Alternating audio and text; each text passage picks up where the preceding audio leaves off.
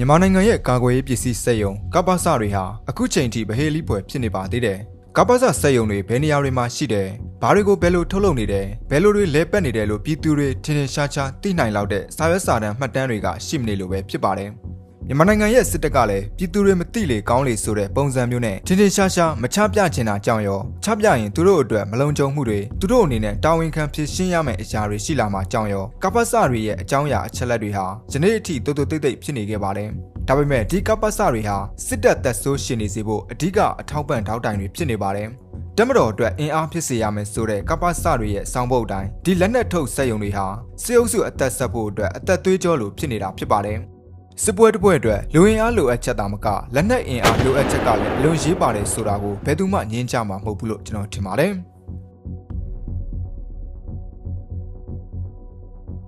မြန်မာနိုင်ငံကာကွယ်ရေးပစ္စည်းစက်ရုံကပ္ပစတွေရဲ့သဘောတဘာဝကအခြားနိုင်ငံတွေနဲ့တော်တော်လေးကွာတယ်လို့ပြောလို့ရပါတယ်။ပုံမှန်အားဖြင့်တော့ကာကွယ်ရေးပစ္စည်းစက်ရုံတွေဆိုတာသက်ဆိုင်ရာကာကွယ်ရေးဝန်ကြီးဌာနအောက်ကပဲတွားရတာဖြစ်ပါတယ်။အခြားနိုင်ငံတွေမှာဆိုရင်နိုင်ငံစစ်တပ်ဟာပြည်သူ့အစိုးရအောက်မှာပဲရှိပြီးကာကွယ်ရေးဝန်ကြီးဆိုတာကလည်းရွေးကောက်ခံစနစ်နဲ့သာတွားတာမို့လက်နက်ထုတ်စက်ရုံတွေဟာပြည်သူ့အုပ်ချုပ်မှုအောက်ကတွားတယ်လို့ဆိုနိုင်ပါတယ်။ဘယ်လိုလက်နက်ကိုတင်သွင်းမယ်ဘယ်လောက်ငွေကြေးပမာဏကိုဘယ်လောက်အထိသုံးမယ်ဆိုတာတွေကိုလွှတ်တော်နဲ့အစိုးရကြားညှိနှိုင်းမှုတွေလုပ်ရတာမို့လို့ပွင့်လင်းမြင်သာမှုရှိပါတယ်။တွဲဖက်လုပ်ကိုင်တဲ့လက်နက်ကုမ္ပဏီတွေအနေနဲ့လည်းတရားဝင်မှတ်ပုံတင်ပြီးလုပ်ကြရတာပါ။ဒါပေမဲ့မြန်မာနိုင်ငံမှာတော့လက်နက်ထုတ်စက်ရုံကပ္ပစတွေဟာစစ်တပ်ရဲ့ထိန်းချုပ်မှုအောက်မှာအပြည့်အဝရှိနေတာဖြစ်ပါတယ်။မြန်မာနိုင်ငံမှာလက်ရှိရရှိထားတဲ့အချက်လက်တွေအရကပ္ပစစက်ရုံပေါင်း25ရုံရှိပြီးအားလုံးကကာကွယ်ရေးဝန်ကြီးဌာနရဲ့ထိန်းချုပ်မှုအောက်မှာရှိပါတယ်။ပြီးတော့အဲ့ဒီစက်ရုံတစ်ခုချင်းစီတိုင်းကိုတပ်မတော်နည်းပညာတက္ကသိုလ် DSTA စင်အရာရှိတွေကကုကဲရပါတယ်။ပြီးတော့စက်ရုံကိစ္စအဝဝကိုလည်းကာကွယ်ရေးဦးစီးချုပ်ရုံးစီကိုအစီရင်ခံရပါတယ်။2008ဖွဲ့စည်းပုံအခြေခံဥပဒေအရ